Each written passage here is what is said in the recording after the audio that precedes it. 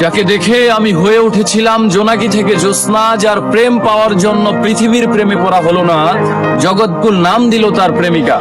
তাকে দেখার পর চাঁদ, ফুল কিংবা প্রজাপতিকেও সুন্দর মনে হয়নি। তাকে ভালোবাসবো বলে অন্য কাউকে ভালোবাসিনি, তবে সে হয়নি আমার অর্ধাঙ্গিনী।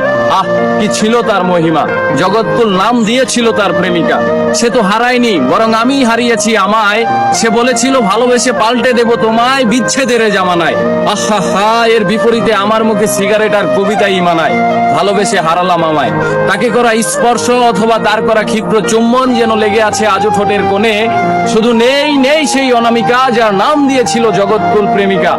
আমি শুনেছিলাম পৃথিবীর মানুষেরা চাইলে সবকিছুই হতে পারে, তাই আমি চাঁদ, সূর্য, মহাবিশ্ব চাইনি হতে, শুধু চেয়েছিলাম এক জনম তোমায় ভালোবেসে যেতে।